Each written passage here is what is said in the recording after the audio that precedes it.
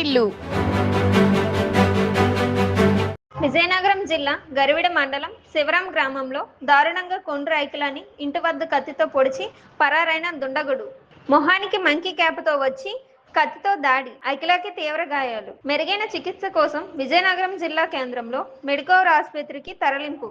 అక్కడ చికిత్స పొందుతున్న ఐకిలా వారి కుటుంబ సభ్యులకు పరామర్శించిన జిల్లా పరిషత్ చైర్మన్ మజ్జి శ్రీనివాసరావు. మీ అందరికీ తెలుసు, ఈ రాష్ట్రంలో ఈ కూటమి ప్రభుత్వం ఏర్పడిన తర్వాత పూర్తిగా శాంతి పద్ధతులు క్షీణించిపోయి ఎవరు పడితే వీధి రౌడీల్లాగా ఇవాళ మహిళల మీద తెగబడే పరిస్థితి కనపడతా ఉంది. ప్రశాంతమైన విజయనగరం జిల్లాలో ఇలాంటి వాతావరణం ఎప్పుడు లేదు, ఇలాంటి పరిస్థితులు ఎప్పుడు లేవు.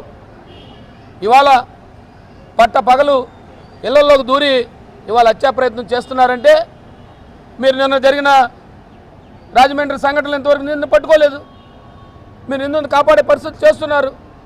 చట్టాలను పూర్తిగా పరిరక్షించాల్సిన ఈ ప్రభుత్వం చట్టాల పట్ల పూర్తిగా నిర్లక్ష్యం వహిస్తూ ఉంటే ఈ ప్రభుత్వం ఇవాళ ప్రతి ఒక్కరు కూడా రోడ్ల మీదకి వచ్చి ఇవాళ దాడి చేసే పరిస్థితి వచ్చింది మహిళల పట్ల. ఈ రాష్ట్రంలో మహిళలకి రోజుకు సుమారు 60-70 సంఘటనలు జరుగుతూ ఉన్నప్పటికీ ఎక్కడా కూడా శాంతి పద్ధతుల్ని పరిరక్షించే పరిస్థితి ప్రభుత్వం విఫలమైంది. మేము ఆడపిల్లలకి దాడి జరిగితే అదే వారికి చివరి రోజు అని చెప్పారు. ఈ సుమారుగా ఈ 10 నెలల కాలంగా ఇన్ని సంఘటనలు జరిగాయి. ఏ ఒక్కరికందరికి చివరి రోజు అయిందో ఒకసారి చెప్పాలని చెప్పి ప్రభుత్వాన్ని కోరుతా ఉన్నాను. ఈ ప్రభుత్వాన్ని డిమాండ్ చేస్తున్నాం. ఈ రకమైన పరిస్థితులు ఈ జిల్లాలో తీసుకొచ్చారు, ఈ రాష్ట్రంలో తీసుకొచ్చారు.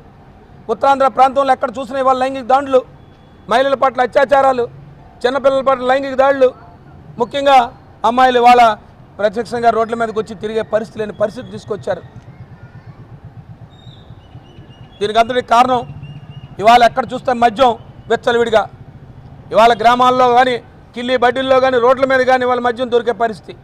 ఇవాళ గంజాయి అయితే దీన్ని ఇంక అడగాల్సిన పరిస్థితి లేదు. ఇవాళ గంజాయిని కూడా నియంత్రించలేని పరిస్థితి. ఇవాళ పూర్తిగా ఈ ప్రభుత్వం అన్ని రంగాల్లో విఫలమై ఇవాళ తెగబడే పరిస్థితి తయారైంది. ఇప్పటికైనా ప్రభుత్వం మేల్కొని ఇవాళ ఈ రాష్ట్రంలో ఉన్నాయి ఆడపిల్లలకి, ముఖ్యంగా మహిళలకు కానీ ఆడపిల్లలకు కానీ ఎక్కడ కూడా ఏదైతే మేము గతంలో తెచ్చిన దిశ యాప్ ఉండేది, దశలో దిశ యాప్ ఒక రకమైన వాళ్ళకి రక్షణగా ఉండేది. నా సెల్ ఫోన్లో నేను ఈ దిశ యాప్ను కొడితే అమ్మో నా మీద ఇమీడియట్గా యాక్షన్ తీసుకుంటారన్న భయం ఉండేది. ఇవాళ అలాంటి భయం లేదు. ఎక్కడా కూడా ఒక భయభ్రాంతులు లేని పరిస్థితి వచ్చింది. కాబట్టి ఇవాళ ఇప్పటికైనా ప్రభుత్వం డిమాండ్ చేస్తున్నాం, నిందితుడిని తక్షణమే పట్టుకోవడం కాదు, ఇమీడియట్గా కొన్ని రోజుల్లోనే చట్టం ముందు తీసుకొచ్చి న్యాయస్థానం ముందు నిలబెట్టి ఆ దోషిని చిట్టి శిక్షిస్తే మరొకరు అలాంటి కార్యక్రమాలు చేయకుండా ముందుంటారని చెప్పి మీకు తెలియజేస్తూ మరి వైఎస్ఆర్ పార్టీ తరపుని మరి డిమాండ్ చేస్తూ ఉన్నాం. వైఎస్ఆర్ పార్టీ మరి ఆ కుటుంబాన్ని ఆదుకోవాలి ఆర్థికంగా. వాళ్ళు చాలా పేద కుటుంబం, 3 పిల్లలు చదువుకుంటూ ఉన్నారు. తన 3వ పిల్ల ఇప్పటికే ఆ కుటుంబాన్ని ఆర్థికంగా ఆదుకోవాలి, తనకు మెరుగైన వైద్యాన్ని అందించాలి, తనకు వైద్య ఖర్చులంతా ప్రభుత్వమే భరించాలి అని మేము డిమాండ్ చేస్తూ మరి ఆ కుటుంబానికి వైఎస్ఆర్ పార్టీ అండగా ఉంటుంది. ఎప్పుడు కూడా వైఎస్ఆర్ పార్టీ ఆ కుటుంబానికి అన్ని రకాలుగా వారి ఇంటికి చేరే వరకు ఆ కుటుంబాన్ని ఆర్థికంగా ఆదుకుంటుంది. తక్షణమే మా ఎంపీపీ గారికి మేము అందజేశాము. ఇప్పటికే ఆ కుటుంబానికి మా నాయకుడు ఆదేశాల మేరకు ఒక 50,000 రూపాయలని తక్షణమే వారికి ఖర్చుల నిమిత్తం, హాస్పిటల్లో ఉండే ఖర్చుల నిమిత్తం ఆ కుటుంబానికి అందజేస్తున్నాం. వారి పెద్దలు కానీ గ్రామ పెద్దలు కానీ అందరూ ఉన్నారు, వారికి తక్షణమే అందజేస్తూ ఆ కుటుంబానికి వైఎస్ఆర్ పార్టీ తరఫున జగన్మోహన్ రెడ్డి ఆదేశాల మేరకు, పెద్దలు సత్యబాబు గారి ఆదేశాల మేరకు అందజేస్తున్నాం. ఏది ఏమైనప్పటికీ కూడా ఆ కుటుంబానికి వైఎస్ఆర్ పార్టీ అండగా ఉంటుందని చెప్పి మీ ద్వారా తెలియజేస్తా ఉన్నాం. ఇంకా మంత్రి గారు మరొక 3 సంవత్సరాలు 4 సంవత్సరాలు ఎన్నికలకు వెళ్తున్నప్పుడు కూడా గత ప్రభుత్వం అంటూ ఉంటారు. ఆయన ముందు గత ప్రభుత్వం తీసి ఈ ప్రభుత్వంలో ఉన్నాననే విషయాన్ని ముందు ఒకసారి ఆయన జ్ఞాపకం తెచ్చుకోమనండి. ఈ ప్రభుత్వంలో జరిగిన సంఘటనల మీద ఆయన స్పందించమనండి. ఆయన గత ప్రభుత్వం అనేది కొంతనాలు కాటు మానేస్తే, ఆయన ఎప్పుడైతే గత ప్రభుత్వాన్ని మానేస్తారో అప్పుడు మందాం. గత ప్రభుత్వంలో ఏం జరిగింది అనేది ఈ నిదర్శనం. ఇది గత ప్రభుత్వంలో ఏం జరిగింది అనేదానికి ఈ ప్రభుత్వంలో ఏం జరిగిందని నిదర్శనం ఇది.